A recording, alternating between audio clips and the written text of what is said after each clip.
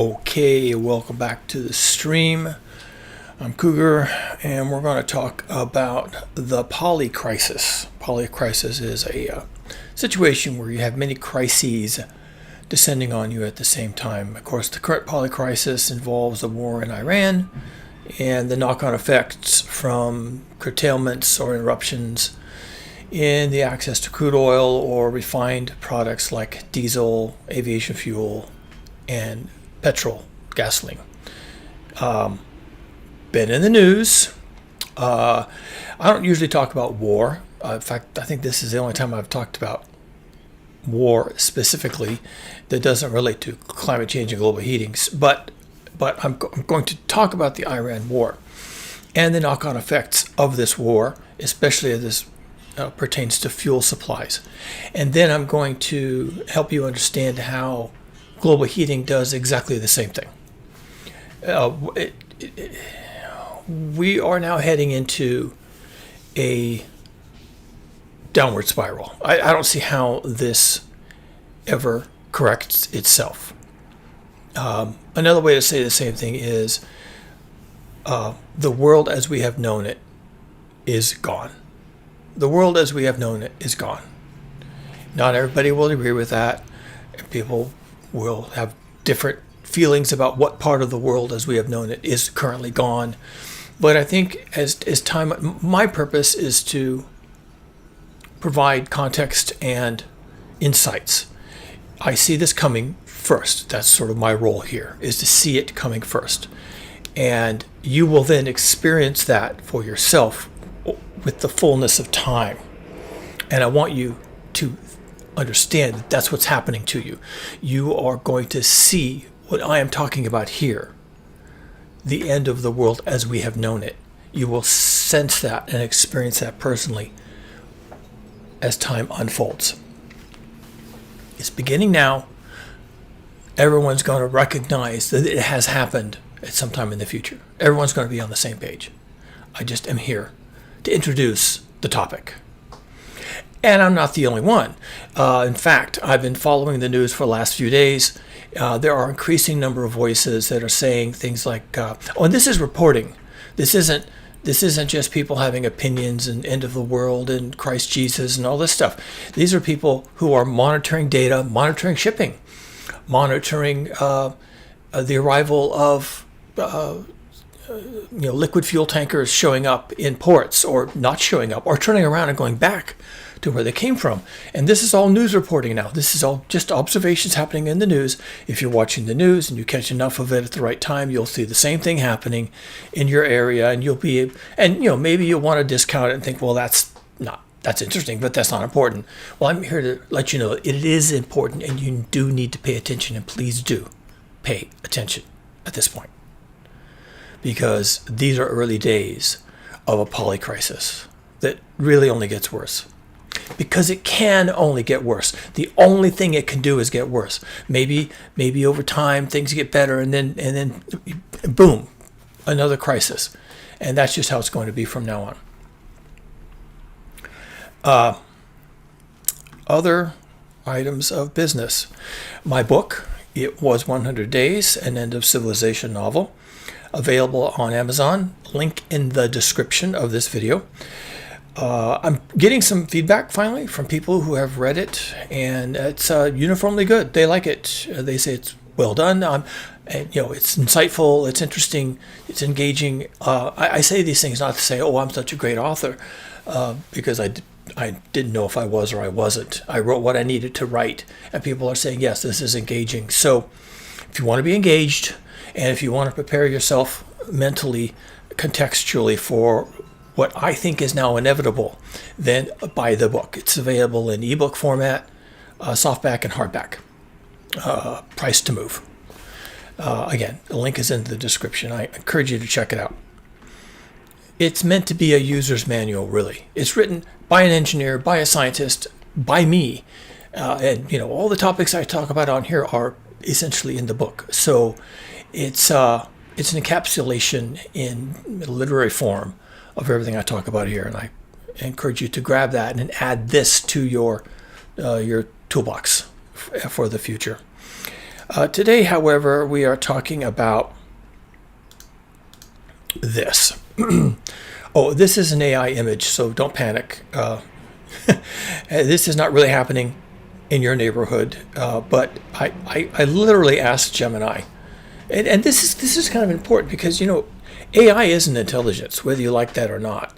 And I asked it a very simple, very open-ended question: please come up with a image that would support the contention that no fuel leads to no food.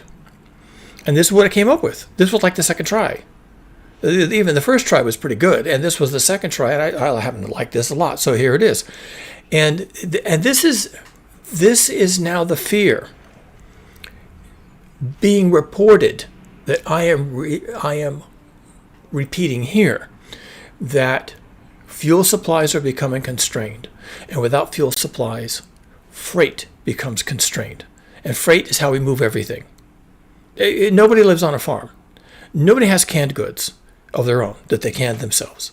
We all go to the store. We all look at the shelves. We pick through the shelves. We take what we want, but it all arrived there on a truck, or even a cargo plane, a cargo jet, or maybe even a cargo ship that pulled into the port somewhere. And all of that is moved with fuel. And so there is an inevitable, an absolutely crucial connection between the availability and the price of fuel on the one hand, and the availability and the price of food on the other hand. And I want to emphasize availability. Most people will pay the price for the fuels they need in their daily life to fill up their car, fill up the truck, to run their business, and they'll pay it. They won't like it. It'll cut into profits. It'll cut into household budgets, but they'll pay it. The bigger problem arrives with availability, that there isn't any at any price. Zero. The way you would see this in your neighborhood is if you pulled into your normal service station and you notice there's really no other cars, but that's fine, you're in a hurry anyway. So you pull right up to the pump and you look over, and the pump has a bag over the handle. It says, no gas today. That's usually what they say, something like that. They say no fuel available, or no gas today, or no gas, or something, no diesel. Sometimes they'll wrap a tape around the pump to really let you understand that this is not a joke. They'll wrap duct tape or red packaging tape around the tank, around the pump, to let you know they're not joking. And or put cones in the lane, and on the cones, the orange cones, and they'll have a little sign sticking up on the cone: no fuel today. So that's what you'll run into. That'll be your first understanding that, yes, last week it was expensive. And early in the week, the price was horrendous and there were long lines. And now there's no line at all because there's no fuel. And there's a big difference between a price, which you might have to pay, versus availability, in which it cannot be had at any price. Do you see the difference? What are we hearing? We're hearing now, this is what I've been running into. Your mileage may vary. You may be hearing other things. Oh, and if you have any local anecdotes or observations, please add them in the descriptions, in the comments for the video, because I'm actually really keen to get a feel for what is happening in other parts of the world. This is a global problem. We're going to have a big problem.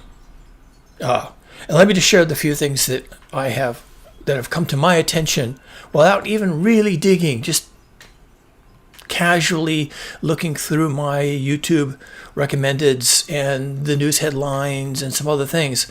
And this is what I've been able to glean. So, jumping to the chase here. Australia apparently has run out of diesel. I don't know what people put in their cars and trucks in Australia. Maybe they burned petrol, also called gasoline, as well, but they've run out of diesel. They have refineries. Australia has refineries, and they have apparently some crude oil supply of their own, but they have taken, and here I'm somewhat inferring what's going on, so if you are from Australia, correct me if I'm wrong, but please be specific, because I want to know. I want to know better what the truth is. But this is my inference, that while Australia exports a lot of crude oil, they don't have a lot of refineries at home.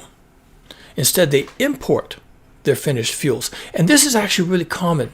A lot of industrialized and advanced nations really don't want the refineries around.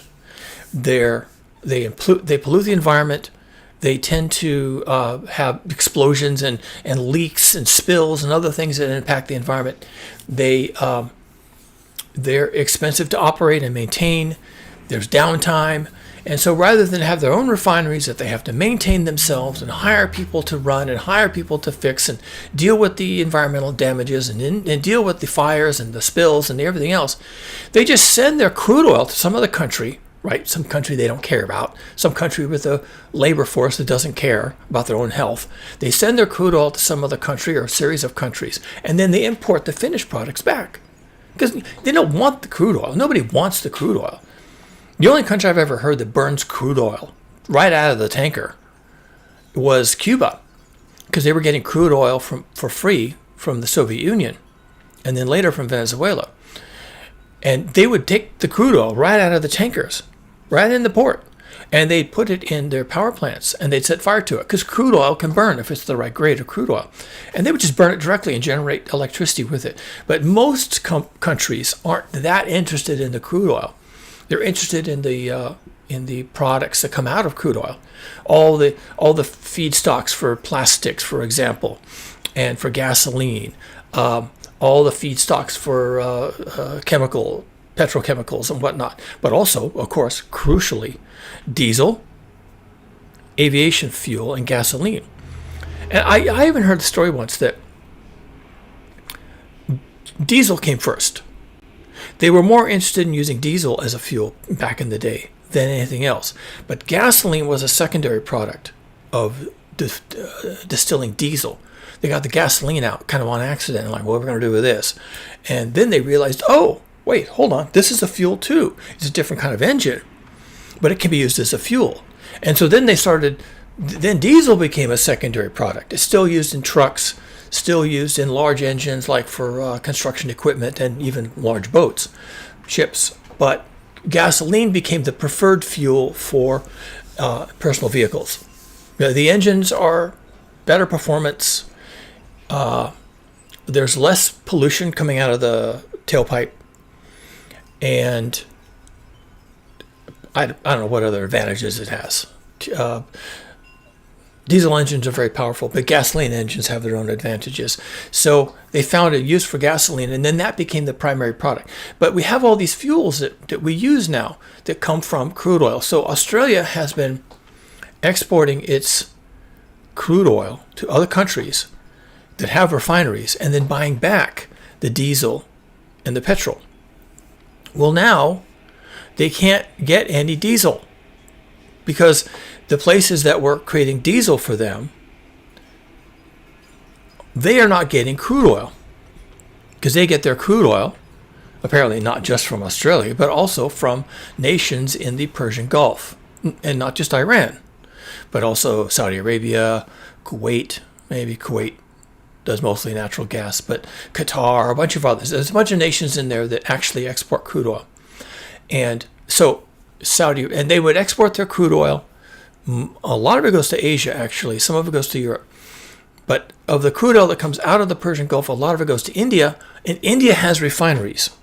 India is a developing country, and they have no environmental laws to speak of, and so they're willing to refine products in refineries and then sell the distillates like diesel and aviation fuel.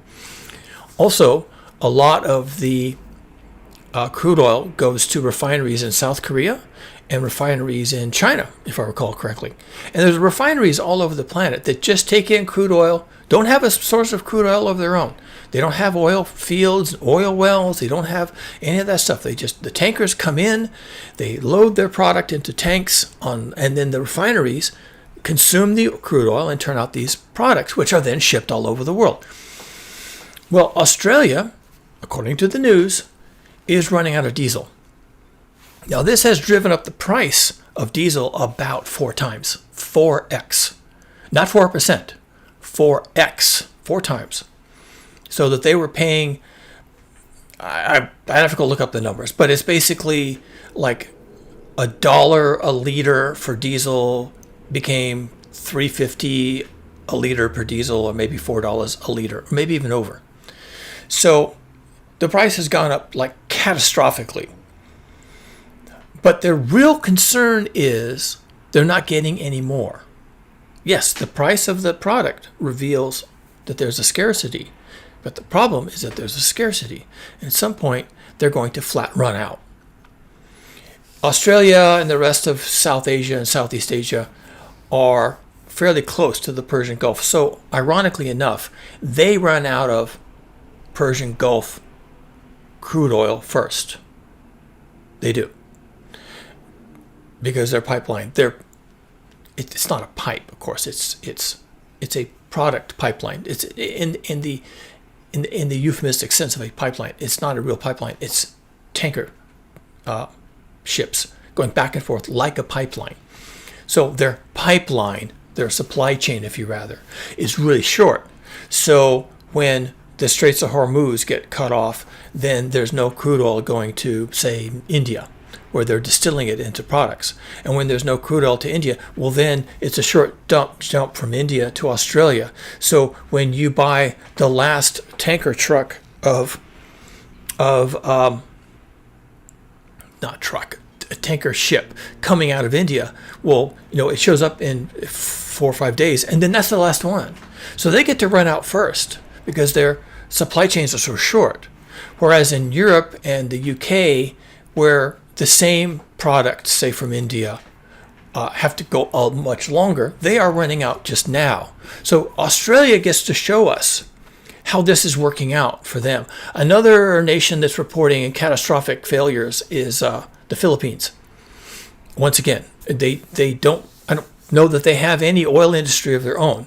There is crude oil in the area, in particular the South China Sea, which is why the Chinese want to own the South China Sea for themselves. They're interested in the crude oil. But I don't know how much of that has even been developed. Again, deep water drilling, deep water pumping, it's going to be difficult to get that crude oil out of the South China Sea. And the Philippines has never bothered, and the Chinese, so far as I know, they haven't started yet. They've been doing surveys. The game is up now because you're not going to have time to figure out how to get through those oil resources. The Philippines has been importing finished products, and now they can't. And they partially can't because they're not rich enough to just bid on the open market. Whatever the price is, they can buy it, they can afford it. They just buy it and it shows up a week later. They're not a wealthy nation. They don't have a lot of money, and they don't have refineries of their own. So when everything's on the open market and the oil is $110 per barrel, as is currently the case, last I looked it was $111 for West Texas Intermediate, which is one of the benchmarks. So oil is up, and also the price of finished goods like diesel and aviation fuel is also up. So when you have to go on the open market to find these things and bring them home, you're bidding. It's a bidding system, and if someone with more money than you has a need that's equal to yours, then they're going to bid it up and they're going to get it. It's going to come to them. I also heard today, again, totally unverified, a single point of information, but it's information, I'm going to roll with it, that there was a diesel tanker, so a ship full of diesel, so finished product. And it was headed for, I think it was Europe, maybe it was the UK, I can't remember now. Turned around. So somebody in Europe 4, 5, 8 weeks ago bought a diesel load and then hired a tanker and sent the tanker to the refinery, loaded up the tanker, and then had it delivering the product. But somehow en route, at some point, somebody got on the phone and said, "Hold on, you've got a ship full of diesel. I want that." And the captain of the ship is like, "Well, yeah, but I can't sell you this diesel. This diesel belongs to someone else." And then the caller on the phone says, "Yeah, but you can break the contract." "Sure, I can break the contract, but I have to pay a penalty for breaking the contract." Maybe it's 10% of the value of the contract. If the contract is worth $200 million, then you'd have to pay $20 million to break the contract. And I'm not going to do that. But the caller on the phone says, "Well, don't worry about it. You sell the diesel to me for $250 million. That's more than you got from the first buyer. I'll pay you more for it. Plus, I'll pay the penalty. I'll pay $270 million total for a $200 million cargo of diesel. I'll pay $270 million just to have you turn around and bring it to my place, wherever that is. That could be China. That could be Australia, right? So we don't even know. So that's what's happening now. People don't understand that this is how it is. They don't know where their diesel comes from. They just don't. They don't know where their gasoline or their petrol comes from. They have no idea. I mean, maybe they have a vague idea. It comes from the Middle East or something like that. But they just don't understand that these products have to be created and they are bought on contract. And it takes a long time to deliver that contract. And lots of things can go wrong in the process. And so even though the Straits of Hormuz were closed 3 weeks ago because of the Iran war, the problems are starting now. Not 3 months from now. Right now. Including the diesel you bought and you were expecting to be delivered tomorrow is now headed back to someplace else. Not yours anymore. And maybe you get your $200 million back, plus you get $20 million in penalties that someone has to pay. But now you've got $20 million in your pocket, but you didn't get any diesel, did you? Now what are you going to do? In fact, the next time you find a cargo of diesel sitting around in some refinery somewhere and you go to bid on it, maybe for the same amount, you're going to have to pay twice as much. Twice as much. So your $20 million penalty that you collected doesn't do anything for you. You need $400 million now to buy the same amount of diesel that was just stolen from you by some higher bidder. Now, this is what's happening, folks. This is what's going on. Other data. The price of fuels is skyrocketing. Now, some of that you can say, oh, that's gouging. They're just useless punks who just want to get into our wallets and pick our pockets. And yeah, there's probably some of that going on. But they're going to get away with it because they're having to bid on the open market to bring stuff to you. And although you have no transparency into that process and you don't see how difficult it is or how treacherous it is because you can lose your contract, and you don't know how hard it is to even find available fuels that you can import, you as a user, me as a user, the service station down the road as an endpoint, as a user, we have no visibility into this. So we just go along thinking, oh, the Straits of Hormuz, can't even find that on a map. Who cares? Another war, another Donald Trump thing, another fiasco. Who cares? I'm going to go down and want to fill up my car. And you go down to fill up your car and the price has gone up by $2 since yesterday. How'd that happen? You don't have an answer. The problem is, it's falling apart fast. We're hearing warnings from people who know, brokers, countries that export finished products, countries that export crude oil. We're starting to hear different projections on when the jig is up. So I heard a guy this morning, he was projecting, he's just a guy on a YouTube channel, but he was predicting that the last crude oil would ship, the last crude oil supply would be exhausted by April 10th. So unless you're able to get your crude oil from the U.S. or maybe Venezuela, and Venezuela has its problems and Russia has its problems, unless you're able to somehow finagle a load of crude oil from these countries, which is going to be hard, sanctions, the whole thing, then there isn't any. 20% of the crude oil comes from the Persian Gulf. And to some extent, that's the most accessible crude oil. A lot of the rest of it is locked up. So, for example, even though the U.S. is pretty much, what do they call it, has its own supply, is self-reliant for its own crude oil. Still, that crude oil goes on the open market before it comes to the U.S. I mean, that's weird, right? Congress can change that and has changed that in the past during emergencies. They place restrictions on how much of the U.S.-derived crude oil can be sold on the open market. Maybe zero, right? So they make it all stay home, and then it all goes to our refineries, and then they refine the final products, diesel and jet fuel and gasoline, and then it stays in the country. It never leaves the country. We don't really have that many refineries. Oh, by the way.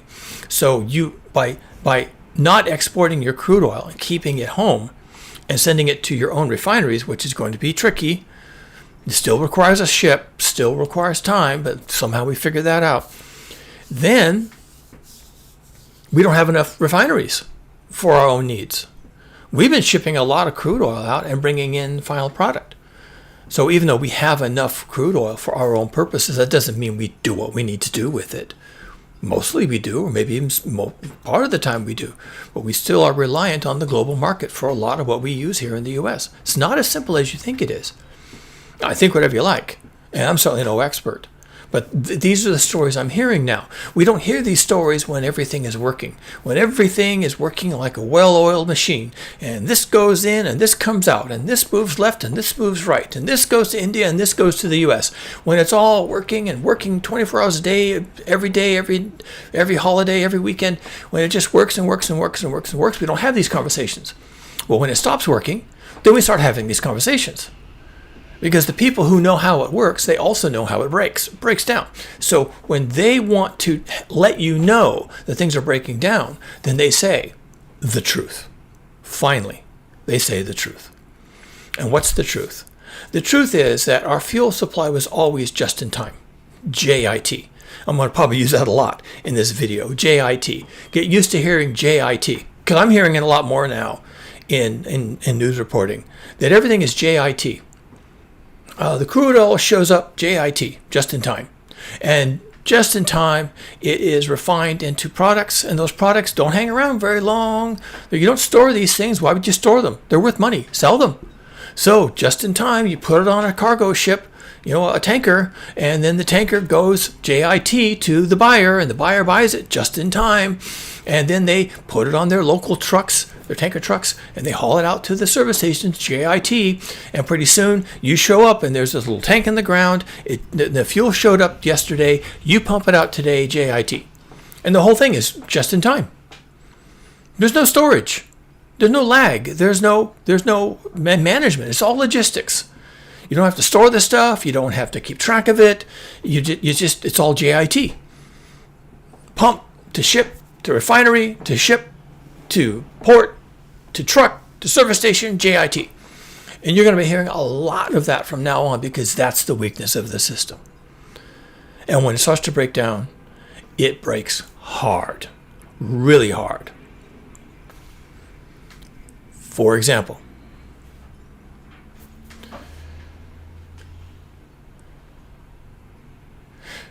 the truck that delivers fuels to your service station in your neighborhood runs on diesel.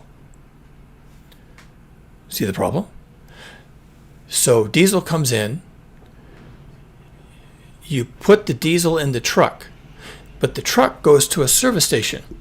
So even though the truck is full of diesel, it still has to go to a service station to fill up with diesel in its own tanks. But if it goes there and either the cost of diesel is really high or it's not even available, then that load of diesel has a problem. The price is at least going to go up. Whoever owns that load of diesel in the tanker truck has to pay for the diesel in the tanker's tank to deliver it. And they're going to pass that cost on.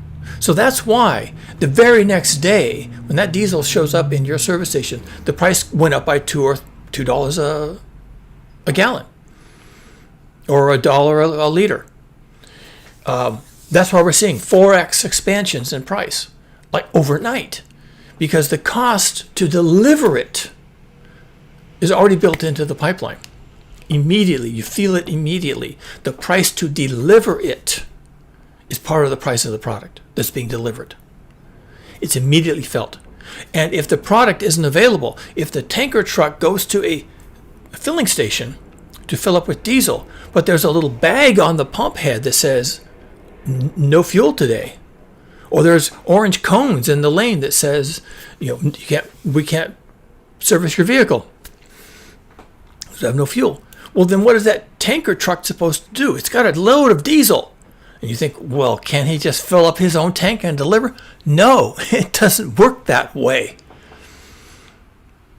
Now, he could go to the place where that diesel is supposed to be delivered and deliver it into the ground, and then while he's there, fill up his truck. But that's a lot of indirection. And who's to say that that's always going to work? It may not.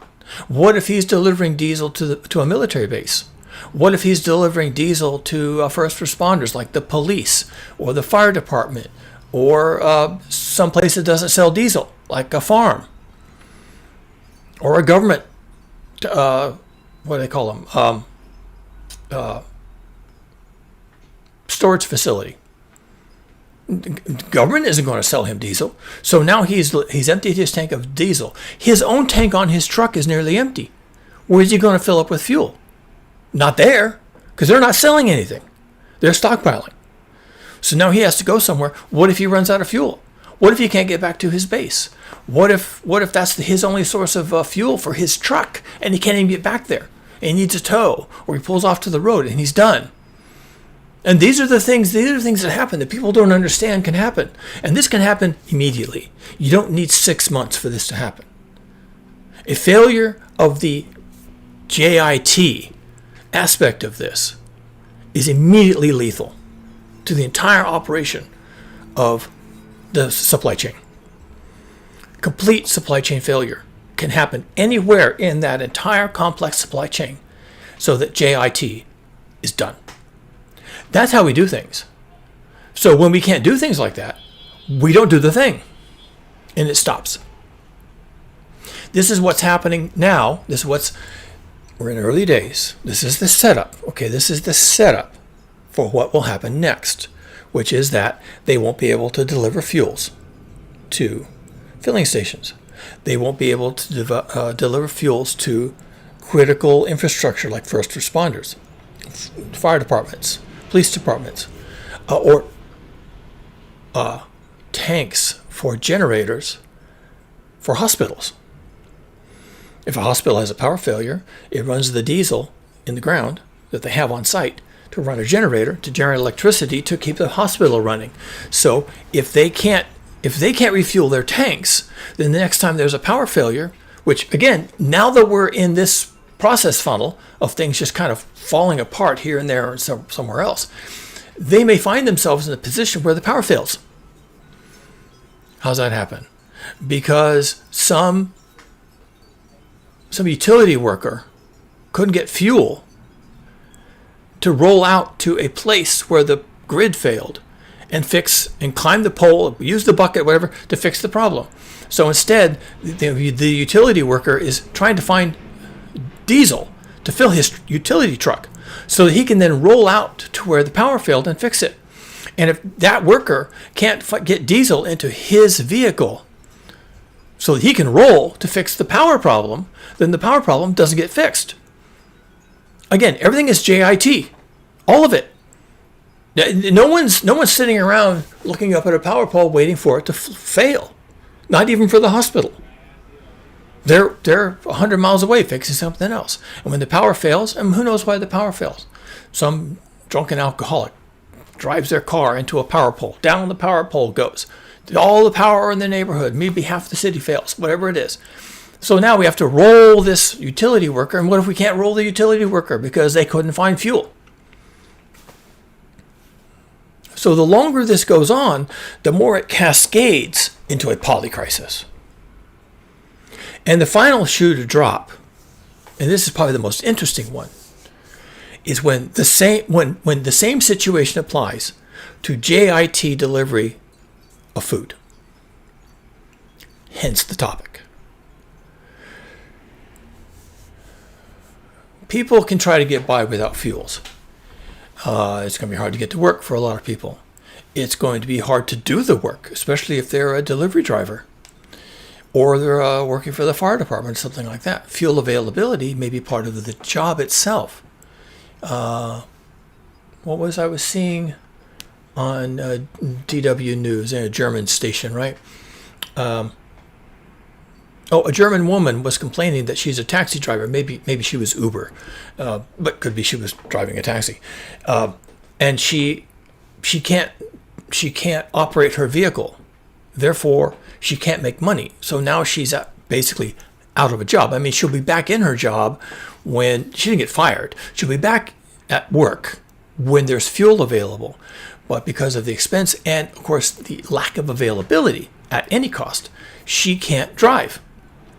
And it could be just as bad as, well, I can find the fuel, but I can't afford it. If I drive with fuel at this cost, I actually lose money. So it's better off for me if I just don't drive. I'm a taxi driver, but I can't afford to drive because given all the fuel I have to buy at the cost I have to buy, by the end of the day, I will have lost money. Unless, of course, the taxi driver can just automatically charge more. But if they're doing Uber, is there a mechanism to adjust in real time for the price of fuel? How does Uber know what the fare should be given the price of fuel? Do they have any visibility into the price and availability, of course, of fuels?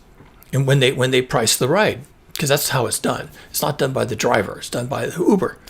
And they have an algorithm and they calculate all this stuff. Do they have any way to price in the price of fuel? And even if they do, will people continue to use the service? Well, they say, wow, that's a lot of money to get me 8 blocks. I could pay it, but I don't want to. So I guess I'll just walk. Or I'll rent a bicycle. Or I'll have my friend come pick me up and take me 8 blocks and give him $5. Thanks, buddy. And thanks for the lift. And so once again, because of the JIT quality of all of this, things start to compound. Back to food. There's a discussion right now making the rounds that nitrogen fertilizer that comes out of the Gulf states, once again, here we are, Straits of Hormuz, is now not available. Oh, and it's worse than that. The Iranians, in retaliation for some bombing of one of their infrastructure facilities, they launched rockets into, I think it's Qatar, where they create a lot of nitrogen fertilizer from natural gas. So natural gas is hard to ship because it's a gas. You can liquefy it, and then as a liquid in special container ships, you can store it as a liquid and transport the liquid.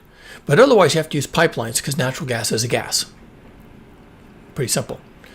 However, you can convert natural gas into fertilizer. Now, you still emit CO2, so this is a contributor to greenhouse gases and therefore global heating. But it's much easier to transport fertilizer, which is a crystal. I've seen it. It's nothing special about it. It's just a crystal.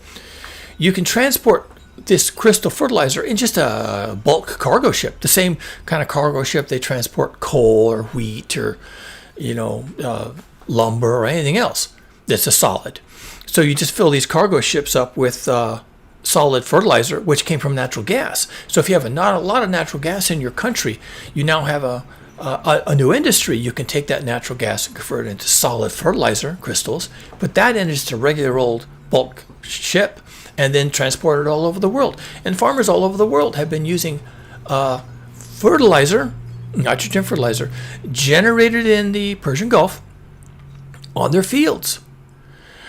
And of course, everything, is JIT. So the farmers don't store the nitrogen fertilizer; they order it, and when it shows up, they pick it up in a truck or have it delivered. They put it in their tractor and they spread it on the fields. And they don't store it, and the distributor doesn't store it either. They wait for a big shipload to come in, and then they tell the farmers come get it, and then the farmers get it and they put it on the fields. There's no storage of this stuff. So there's no place where this stuff is accumulated, and it's actually really dangerous to accumulate it because it's explosive. And no surprise there, it's derived from natural gas. So you kind of think, interesting. Yeah, maybe it is. Well, it is. It's highly explosive.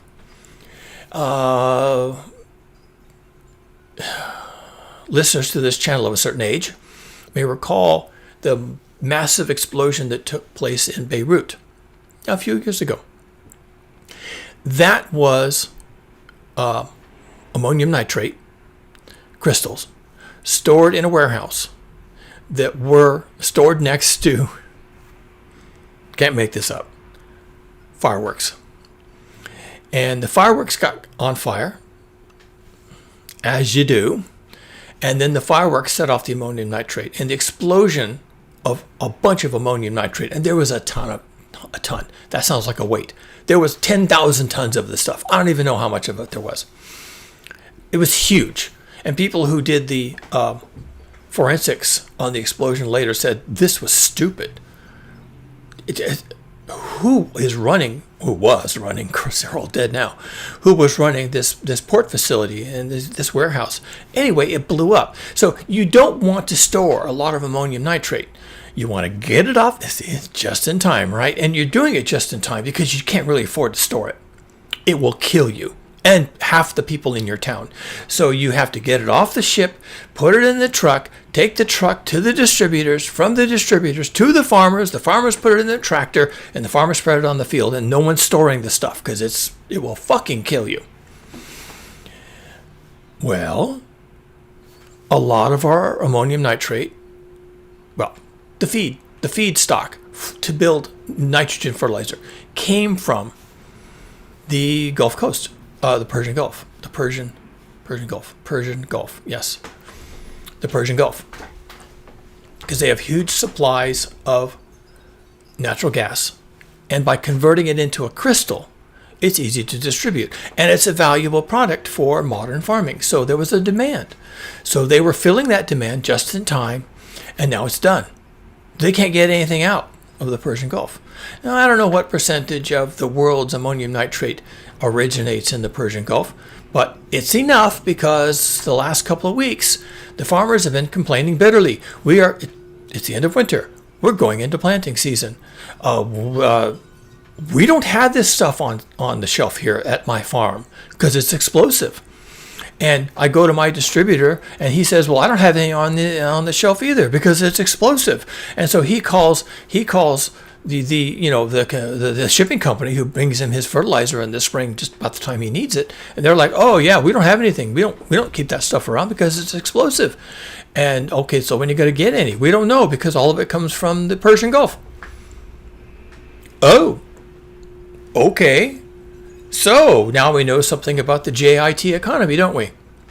And besides which, you don't want to store this stuff. It will kill you if it gets if it ignites. So farmers are now saying, this planting season is going to be rough. And then the people come on and they say, okay, that's okay, because the things that the farmers grow, we can get other places on the planet. So it's not so big a deal.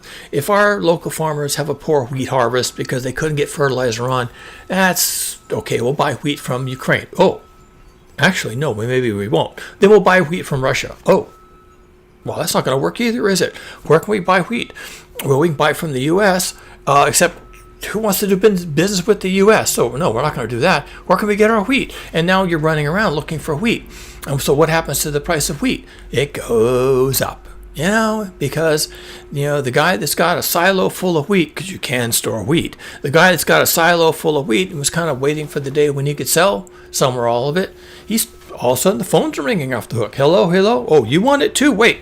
I need to think about this. I don't know what I want to charge for my wheat. And now, I got 4 phone calls going on right now.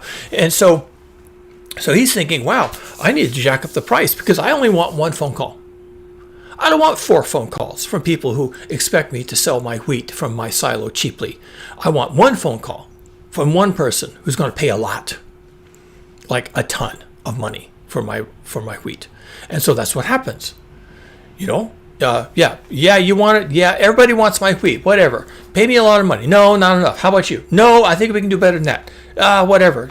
Stop calling me. And then all of a sudden, he waits. And the one person calls and says, "You want a lot of money, don't you?" "Yeah, I do. I've got a lot of money." "Fine. Then my wheat is yours." Click. And that's how it gets done. And that's why the very next day, when you go to the market to get bread, which contains flour, which comes from wheat, and all of this is done JIT, right? So last week they paid 4x for wheat, and then that went to the mill and they milled it up, and then the guy that makes the bread bought the milled flour, and he makes the bread, and then he has to charge what it would cost him because of the cost of flour and all the other things that go into it, including labor. And his employees are needing more money because they're having to pay more for gas and diesel to get to work. You see how it works? So all of those expenses, which begin with the cost and availability of fuel and to some extent fertilizer, all these costs go into the final product. So when you go to the store to get your bread, because of the JIT economy and how costs move very quickly through the system, because of how fast the costs can move through the system, your bread that yesterday cost you $2.50 a loaf now costs $5.50 a loaf. And you're like, wait, why? Yeah, maybe your grocer will tell you, well, I asked the same question of the baker, who's 2 cities away, and I got on the phone, hey, what the hell? Why are you charging me so much for bread? My customers aren't going to like these prices. He says, well, that's what it costs me to buy the wheat. And so if you're curious and you're a grocer, you're going to have to explain things to your customers who you actually have to face. The baker doesn't have to face your customers. You do. So maybe you get on the phone. You call the distributor. Hey, what's the deal? Why is wheat so expensive? I just called the mill. I called the baker, and the baker said it's the mill. And I called the mill, and the mill said it's the distributor. And I called the distributor, and that's you. So why is the cost of wheat? And he's like, because I couldn't find any. What was available was all being bought up. And so I paid what I had to pay for it. And now you have to charge your customers what they want to pay. So when the gray-haired old lady comes in, she goes to the shelf to buy a loaf of bread, and the bread is $5.50 a loaf. I mean, at least it's there, right? But it's $5.50 a loaf. Then she's like, what's this about?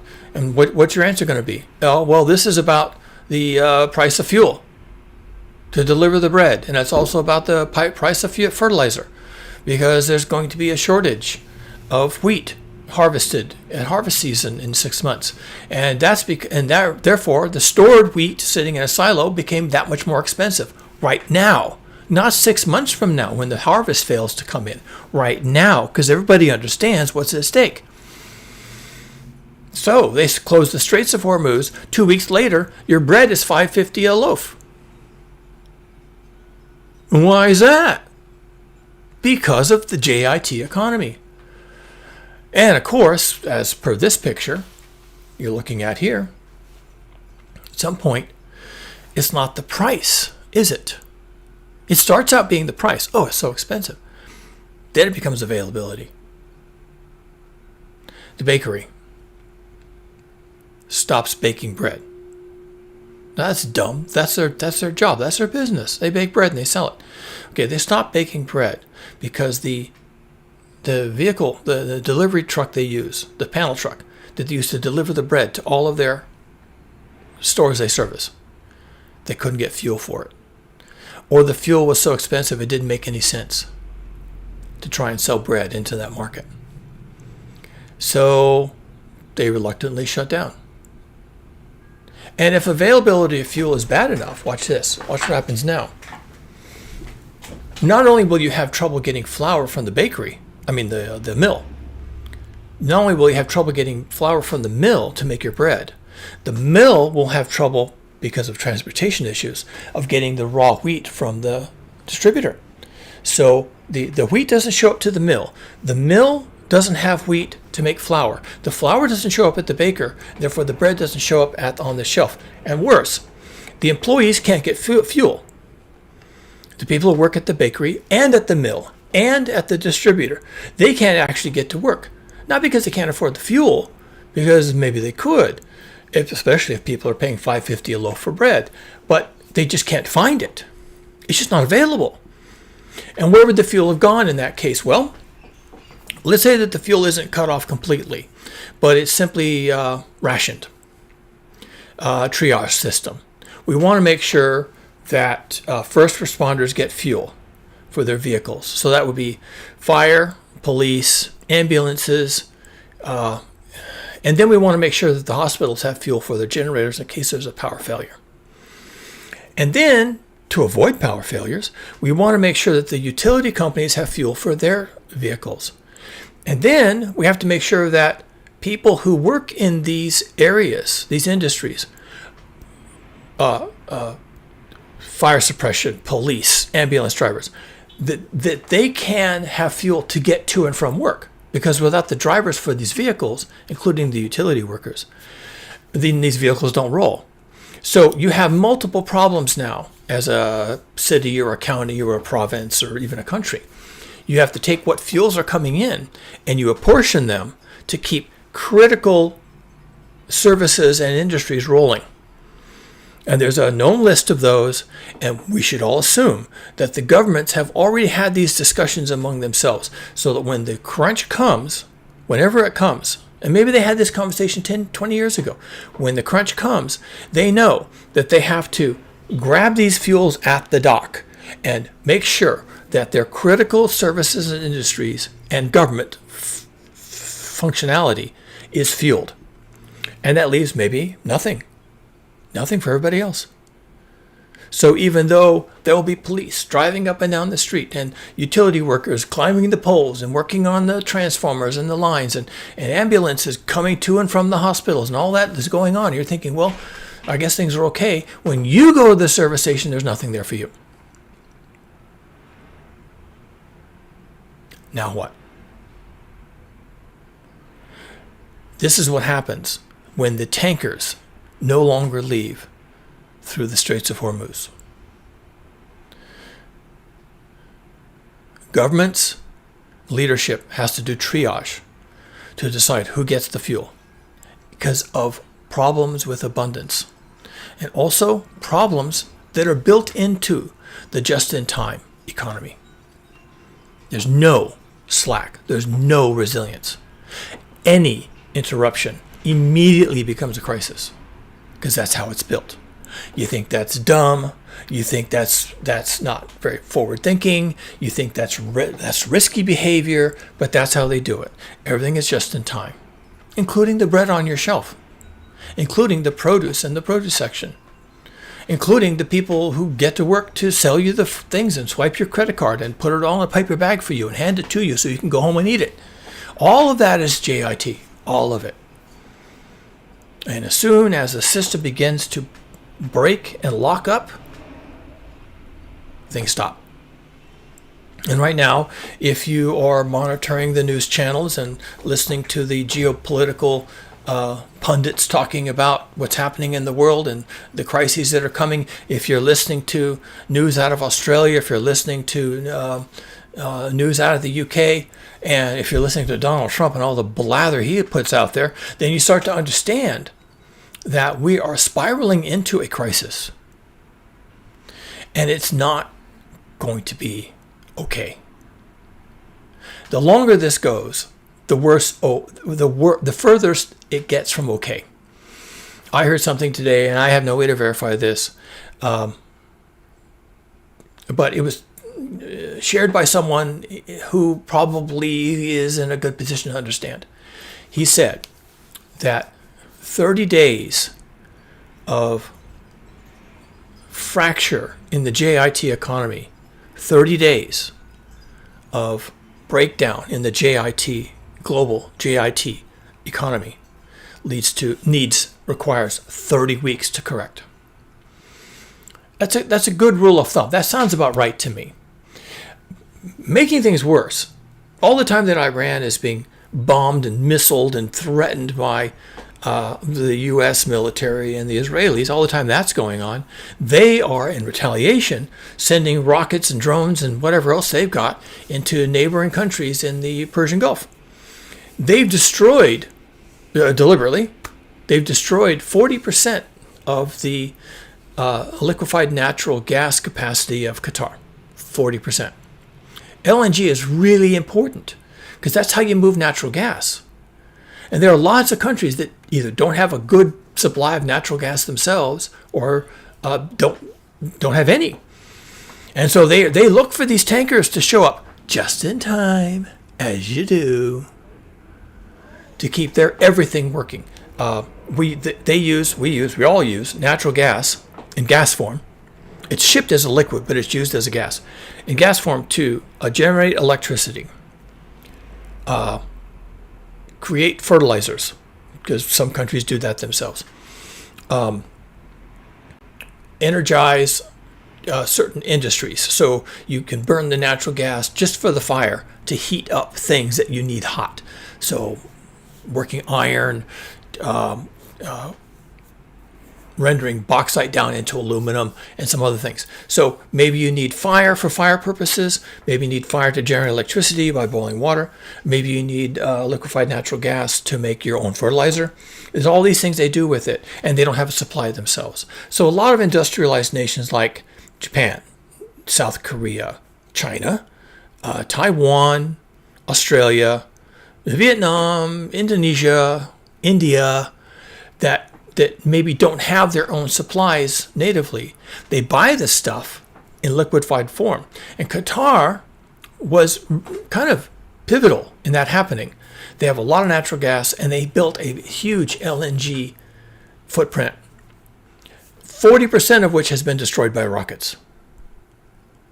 So in addition to the Straits of Hormuz being closed, which they would use to export their product, now their capacity to create product has been impacted by 40%.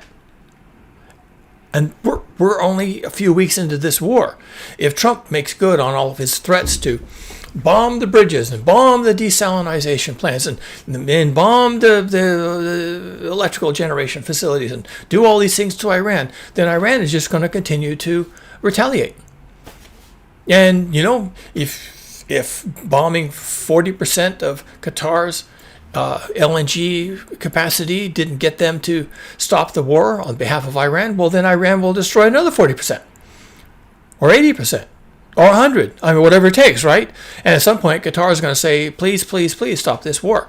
And they're going to call Donald Trump and tell Donald Trump, Donald, you're an idiot. Stop the war.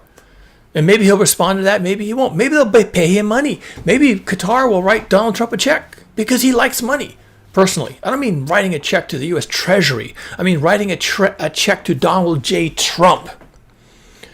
Yes, it's bribery, it's corruption, but so what? That's the situation we're in, people. That's our situation. And Qatar could write DJT a check for $1 billion and tell him stop bombing Iran. And would he stop? He might want another billion because he's a fucking mafia boss.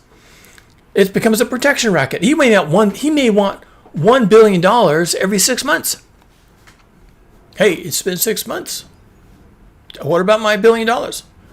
Oops. How'd that happen? I just dropped a bomb on Iran. Oh, that was an accident. Wait, so what about my $1 billion now? Oh no, another bomb dropped on Iran. Well, this is terrible. Oh, they just fired missiles into Qatar? Well, what about my $1 billion? You think he wouldn't do that? That's what he's doing right now. He will continue to do that. So once people start buying him to make him stop doing this stupid shit he's doing, then he's going to think, oh, wait, so I can make massive amounts of money by doing stupid random shit in the Middle East? Hold on.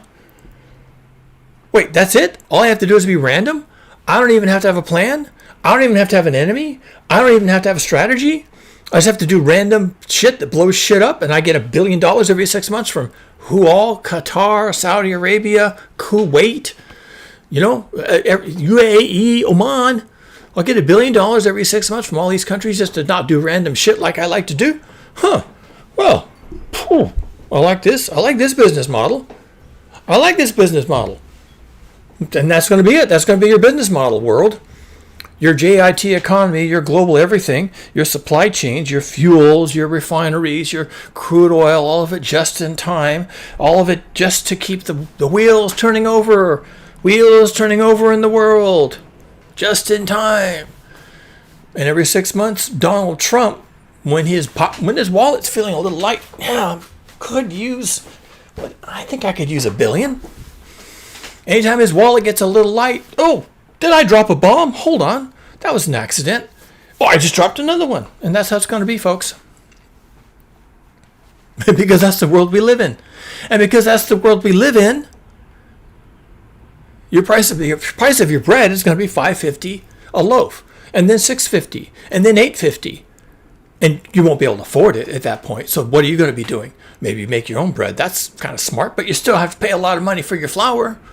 Or maybe you can buy the wheat berries and grind your own flour and then make your own bread. And I mean, you could be the entire supply chain.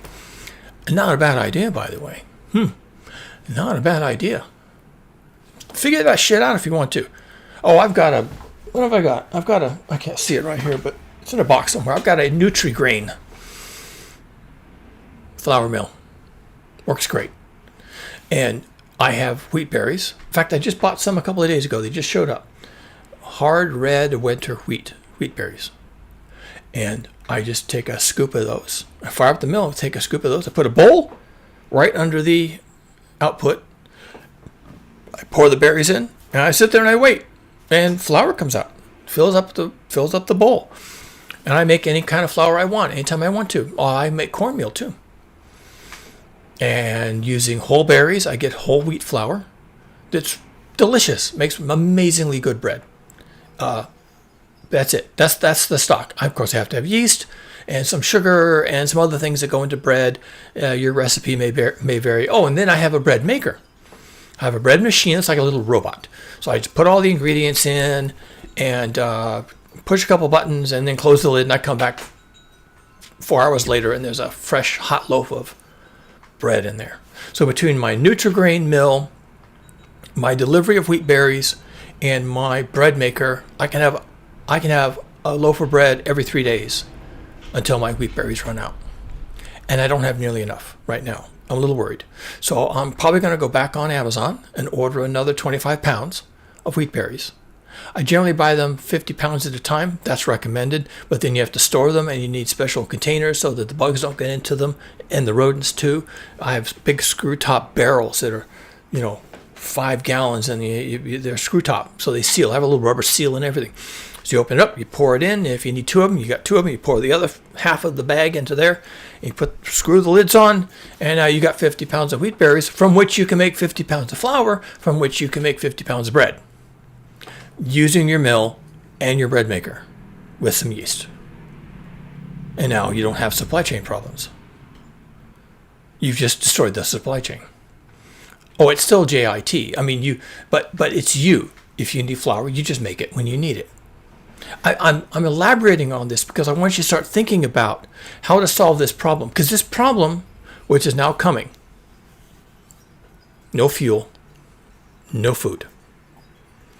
No food because it can't be delivered, because there's no fuel. No fuel because we never solved the problem with getting crude oil and finished products out of the Gulf states because of the Straits of Hormuz, because of the war with Iran. Because we never figured that out. Or it takes a long time to figure all that out.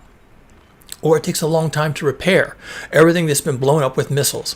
Or it takes a long time to find the ships, to move the materials, and get the insurance companies on board again, and get the crews back and the captains back to run the ships and get treaties with Iran and solve all the problems that have just been recently created and work all this stuff out. And then for 30 days of the shutdown of the Straits of Hormuz, it takes 30 weeks to repair the damage. So for 30 weeks, here we are banging on this thing.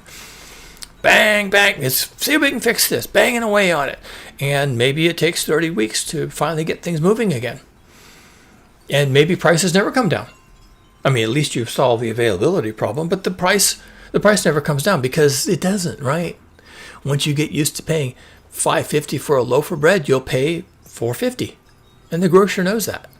And once the grocer is used to paying, $80 for a delivery of flour, what used to be maybe $50, now it's $80 for a delivery of flour. Well, then the baker will be prepared to pay $60 or maybe even $70. And so the price never goes back. Once people are used to paying the price, if it just goes down a little bit, they're like, oh, I'm so grateful. Oh my God, we're finally through the process. Oh, it took weeks, it took months, but finally the prices came down. Well, they didn't come down to what they used to be, because that ain't how it works. Now, maybe the government could come in and say, we want everybody to roll back the prices to what they were before the crisis, and everyone's going to say, yeah, go pound sand. That's communism. We're not doing central planning here. We're doing market-based dynamics, and we're going to set the price to whatever we think the market will bear. And we've all learned that people will pay a loaf of bread $5.50, $1, or the equivalent.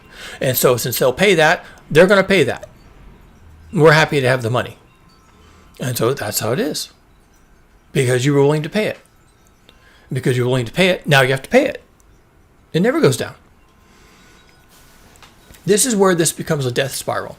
People are already, through this constant ratcheting up of prices and the threat of interrupted availability, people have become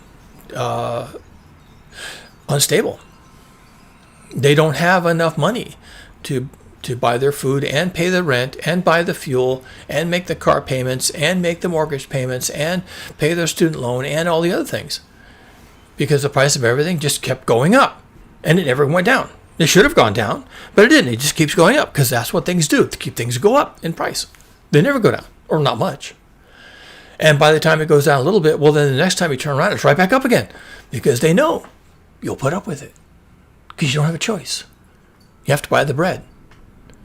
And if you're making your own bread, well, then you have to buy the wheat berries. And maybe that works better for you, and you have your own bread, and you now become the bread maker, the baker, and you become also the miller. You're both the baker and the miller, and you're not the farmer who grows the wheat, but you're willing to buy his output so you don't have to become a farmer, but you're both a miller and a baker, plus whoever you are. And so that's how you're going to do bread from now on, because you could do that. I do that. I haven't bought flour. I think we bought a bag of white flour for some peculiar recipe my wife was working on, but we don't make our bread with white flour. We just kind of hold on to that. Probably should go through it because flour doesn't last very long. It gets old. So we should probably use it. Maybe I'll make some bread. I'll throw some white flour in it. But we don't buy flour. My wife was just asking me today, when are you going to make some more flour? And yeah, I can do that. I can make some bread. I can make a loaf of bread this afternoon. Now, I can't make a lot of the other things, but from flour you can do a lot of stuff. A lot of baking can happen when you have flour and yeast and salt and some other things. Baking soda, right? You make your own biscuits and cookies and whatever else you want to do. Pies. You can do that kind of thing. You need to do that kind of thing because we are now in a death spiral. If this problem doesn't solve itself, like in the next week, then there will be fuel outages. Yes, the price will go up and then it won't be there. There will be a little plastic sack on top of the fuel handle saying no fuel today. Now, there's a tie-in here with global heating. I know this discussion has been about the war in the Gulf, but there's a tie-in here with global heating, and the tie-in is fairly simple to state. And come back to my channel later and I'll be talking about this exclusively. Global heating is a problem. It's real. Oh, we're going to get clobbered this summer when the El Nino shows up. Watch my past videos on that, okay? And future ones for that matter. Like and subscribe if you haven't already, because there's going to be a lot more on what's happening this summer when this summer rolls around. But in anticipation of that, we know it's going to get hot, because that's what global heating does. Global heating never goes backwards. It only goes forward. It only gets hotter. Maybe there's some variation around an average, but the average is up. Okay? The heating is going up. And it zigzags a little bit, but the zigzag is up. Hot, hot, hot. Pretty soon, it's going to get either too hot to extract the crude oil from the desert locations where it's generally found. Okay? Either too hot to operate the pumps, or too hot to operate the refineries, which is the thing. Or leadership decides that because global heating is real, we have to stop burning fossil fuels. So either nature makes us stop burning fossil fuels, engineering fails, so we can't get at the fossil fuels, or the leadership says we can't keep doing this, so they make it stop, or they start to curtail it. And eventually, we will have the same problem that we're having now with war, except because of global heating. It's exactly the same problem. Pretty soon, we shut down the oil wells or we curtail pumping. That means there's less crude oil to distribute. The price goes up. The availability goes down. And whatever we're pumping out, on some reduced basis, probably reducing all the time, like every year it becomes less and less because that's what you have to do. Well, then the price gets bid up and it goes to whoever has the most amount of money. And if you're the Philippines or you're, some poor part of India or you're Africa or something like that, you're a nation in Africa, then you may not have the bidding power. And then you find yourself without fossil fuels, which means you don't have diesel, petrol or gasoline, and you may not have kerosene, aviation fuel for your jets. So then your farming fails. The tractors are diesel tractors. Your delivery, your JIT delivery mechanisms, trucks, trains, cargo ships, all that stops. And pretty soon the shelves are empty. And so we could change this picture. Well, we don't have to even change this picture that you're looking at right now. It says, due to fuel supply collapse, trucks are not delivering. Well, that's because of problems in the Persian Gulf. But a year from now, it might be because of problems with global heating. We just can't do it anymore. Now, I don't know that it's going to get so hot that a year from now we have fuel problems. But at some point it is. That's just physics, folks. That's just how it is. The more we burn these fuels, and other fossil fuels as well, besides crude oil, like coal and natural gas, the more we burn these fuels, the more we enhance the greenhouse effect. The more we enhance the greenhouse effect, the hotter the planet gets. The hotter the planet gets, the more difficult it is to do industrial processes, like crude oil extraction, coal mining, natural gas extraction, natural gas liquefaction, LNG, and so on. The delivery trucks delivering up and down the road. They're using the roads, and the roads use the intersections. The intersections have traffic lights, but there's been power failures because it's so hot. It's so hot that the infrastructure fails, collapses. So now the intersections are uncontrolled, and the truck is now stuck in traffic. And maybe the truck is stuck in traffic for 2 days. 2 days. And then there's no delivery. And then when you go to your service station, and of course you're in traffic too, but you finally get to the service station, you sit in line for 8 hours, and then it's your turn to pull up at the pump. And just as you're pulling up to the pump, the guy who operates the filling station comes out with the little plastic bags, right? He puts them over the filler hose, and it says, out of fuel. No fuel today. And that's when you should realize it's over. Because there's no coming back from that. Everything I just mentioned is permanent, essentially. And if it isn't permanent in any given month, maybe things recover, maybe they go away, maybe they come back, it becomes increasingly obvious that we're in a death spiral. And it doesn't matter if the fuels aren't available to deliver your bread to the store, and the flour to the baker, and the wheat berries to the miller. It is absent because of a problem in the Gulf, or if that fuel is absent because of a problem with global heating and the industrial processes around moving crude oil, refining it into finished products, shipping those products around the world, delivering those. It doesn't matter how it happened, because of war or because of global heating. It doesn't matter how it happened. It's the same picture. It's this picture right here. This is the picture. No food until fuel crisis resolved. Due to fuel supply crisis collapse, trucks are not delivering. Stock is unavailable. You would have paid the price. You would have complained. You would have stormed the Capitol. You would have demanded a new government. You would have wanted amendments to the Constitution.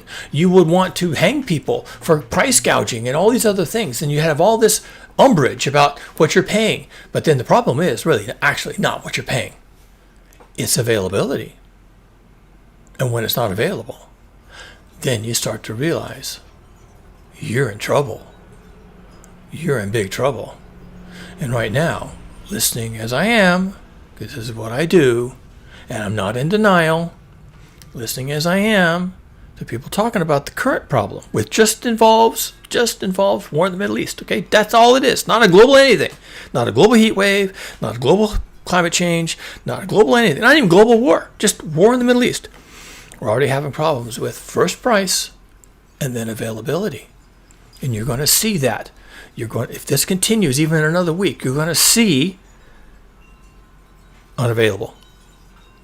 And it's going to start out with no fuel at the filling station. That'll be your personal experience. Or rationing. Or long lines. It'll be something like that. That's what you'll see. And you'll bitch and you'll complain. And you'll say it's communism and it's central planning. And I have rights and I have freedoms and they have responsibilities to take care of me. And, I want my fuel and I want it at the right price. And you're going to have all these things. You're going to have stomping around, banging your hands, yelling at the family, kicking the dog. And then it simply won't be available. And you thought you had a problem when you didn't like the price. I mean, you paid it, but you didn't like the price. And when you got home, you kicked the dog in frustration. What are you going to do when it's not available? And you can't get to work? Oh, I'll take the bus. A week later, the buses aren't running. And the longer this crisis continues, or the longer, or the harder that things break, and the more deeply and profoundly that they fall apart, the longer it takes to repair it. So you could get to a place where, okay, you haven't had fuel in your own car for a couple of days and you can't get to work. Then the buses stop running because they don't get fuel either. Everything's just in time, people. It's all JIT. And then your work is bankrupt. The boss tells everybody, don't bother coming in tomorrow. We haven't been able to ship any products. We have customers. They want our product. They want what we're selling. And we have products in the warehouse, except maybe we don't, because they're supposed to come from China, and they don't have any working cargo vessels. So no, we don't have product from China or South Korea or the Philippines because they ran out of fuels.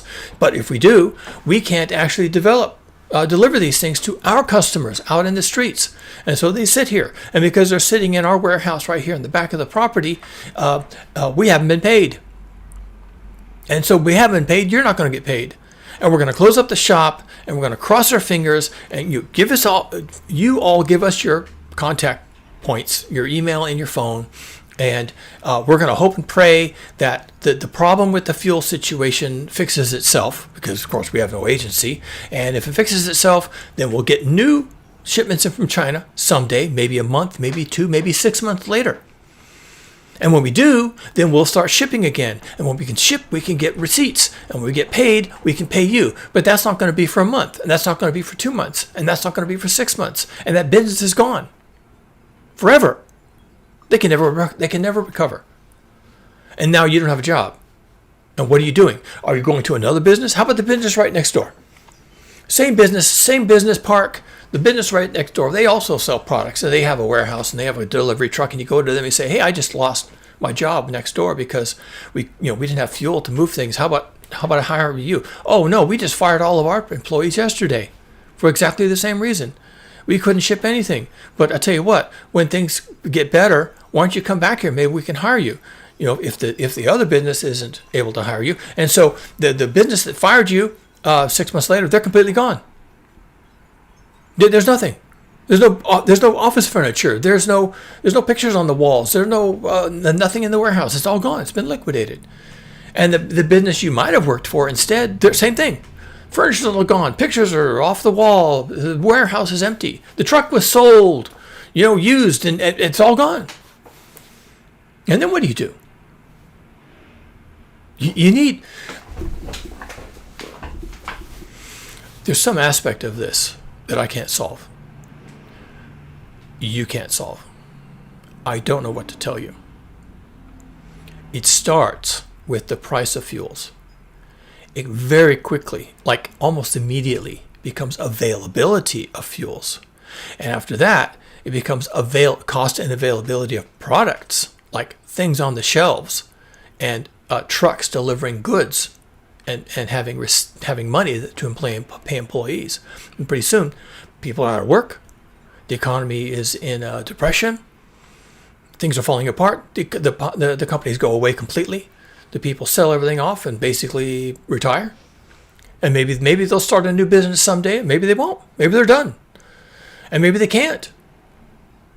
Maybe the factory in China who used to make their widgets for them that they could sell in your country and hire you as a salesperson, hire you as a secretary or a truck driver. That factory maybe folds up. So even if they want to come back, and buy a new truck and hire a new driver and hire a new a salesperson. It doesn't work, because when they try and contact their manufacturer of their goods in China, no one answers the phone. They're gone.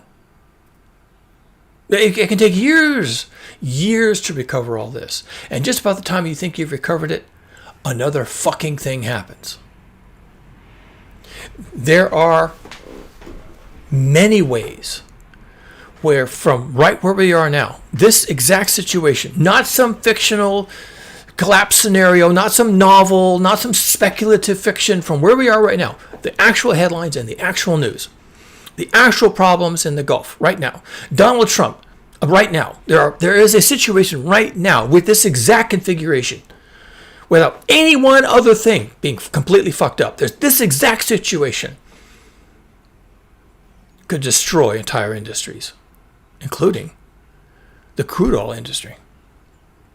From where we are right now, there may be no going forward. And what are you supposed to do with that knowledge? I don't know.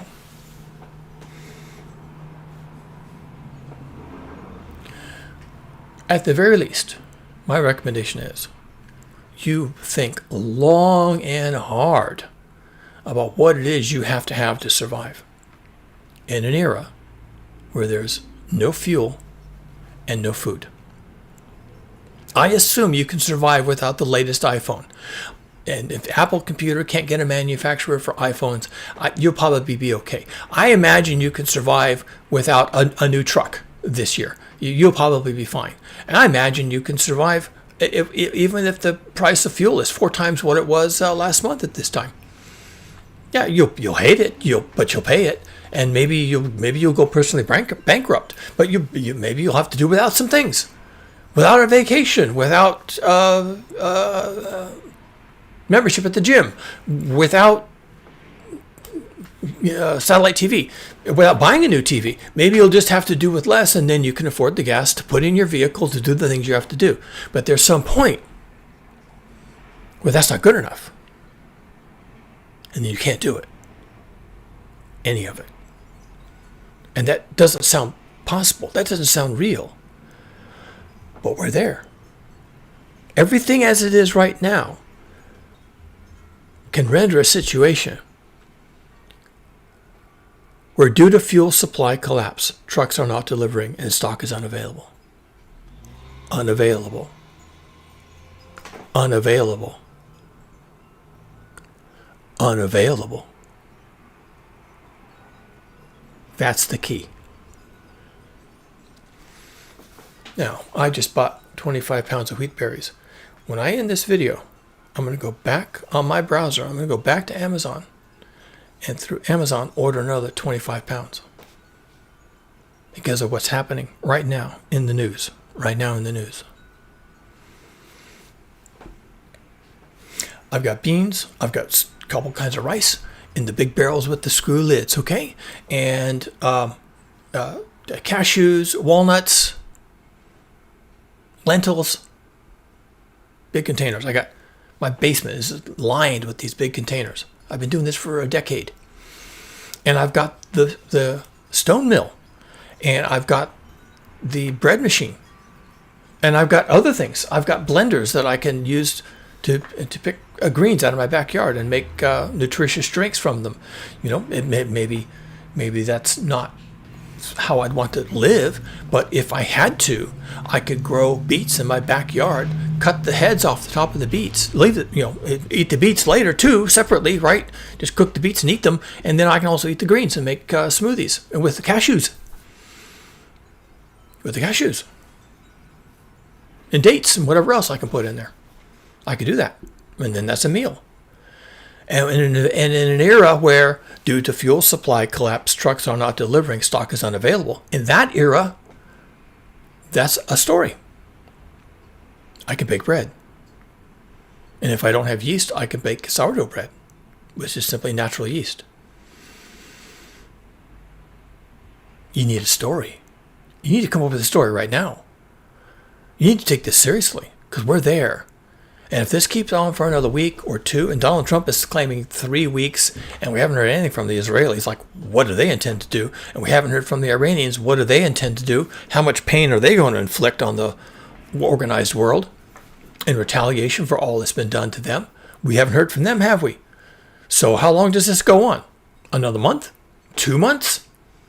Well then, at that point, my friend, you're up shit's creek without a paddle. Yes, you are. Oh, yes, you are. And that's real. That's not fiction. It's fiction right now. It's me speculating, and therefore it's fiction. But in 2 months, it may not be. We may be in a massive death spiral that will be almost impossible to correct for. Because it went on too long. It went on too long. I suggest you buy my book. It was 100 days. A lot of what I speak about on these videos went into the book. Not everything, but a lot of it. And if you read the book, you'll hear my voice in there. You'll say, the village did this. The village discovered that. The village decided. The group started working on their gardens. We started storing water. We found seed supplies. Everyone had seeds. They didn't even know they had them. They went through their garages and they pulled out all their seeds. And we pulled our seed supply. And then everybody started gardening. And we found extra shovels. And we started digging. And we pulled up all the ornamental plants in the backyards. And we took down all the fences, dividing up the backyards because we had to. It's in the book. It has to happen. Now it's fiction and it's speculative and who knows. But the day is coming when it's not going to be fiction anymore. It's going to be a documentary, or, if you rather, a handbook. That's why I wrote it the way I did it. You need to understand this. You need to get the book. You need to read the book. And then when you're done with the book, give it to a neighbor. Give it to a family member. Make sure they read it. I'm going to ask you in a week if you read this. And if you have read this, I want to talk to you about what it contains and what it says. Because that's where you're going to be. This is for you. I did this for you. Like I do these videos for you. I want you to understand. And I want you to know what to do. Because it's here. It's almost not fiction anymore. And when it stops being fiction, I'll come on here and I'll say, well, folks, the time has come. Are you ready? Did you read the book? Did you talk to your neighbors? Did you talk to your family members? Did you read the book together? Did you sit down over a relaxing glass of wine and talked about the book? Because that's what you have to do now. Sit down with your neighbors. Everybody's read the book. And you talk about the book.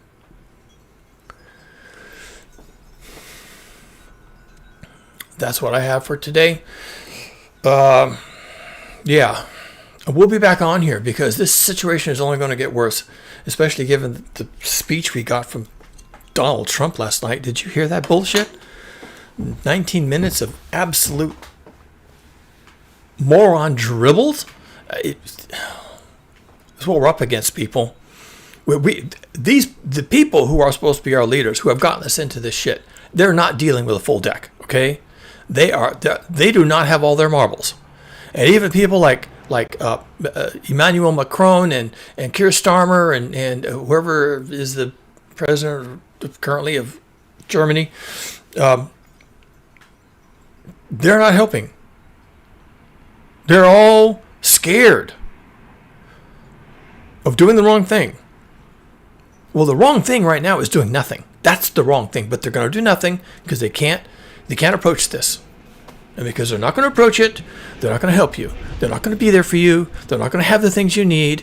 The service stations are going to be expensive, and then they're going to be out of fuel. And you can blame them for that if you want to. And maybe it is their fault.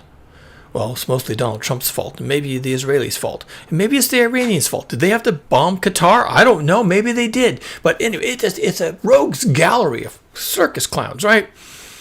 They all did it. So we're just having to live with that. You and I are going to have to just set it aside. I don't know who did it, or why they did it, or who did what to who first, and who was the most wrong. I'm just dealing with this. Dumpster fire. It's going to be a dumpster fire. It's already a dumpster fire. It's going to continue being a dumpster fire. Because it can't be anything other than a dumpster fire. It is what it is. And it's a dumpster fire. Watch the news. Pay attention.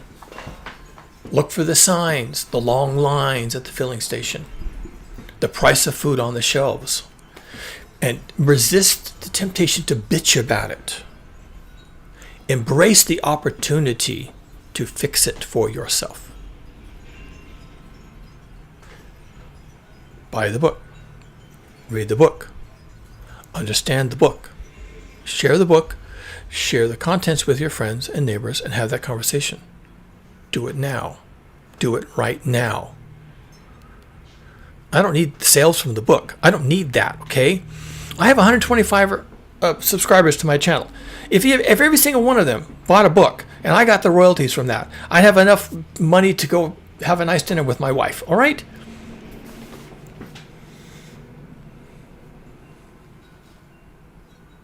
You need this. I did it for you. I did it for now. The time has come.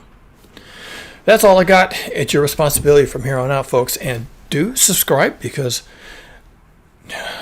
I'll be back, right? I'll be back. And with every passing week, this is going to become increasingly grim. I have a pretty active imagination. I can imagine how grim this can become. Oh, yeah. Oh, yes. And share the video. Send the link to your friends and neighbors. Put it on your TikTok. Put it on your Twitter. Whatever you're going to do. Tell them, listen, you got to listen to this guy. This guy's on fire. This guy is on top of shit. And we need to have this discussion among ourselves. We need to think about what we're going to do. If he's wrong, he's wrong. You know, I end up having a grain mill and a bread machine. And that's great. I can make my own bread. Fresh bread anytime I want to. If he's wrong, I got this nice equipment. And I learned how to make bread. But if he's right, I'd like to be able to eat. Is that okay?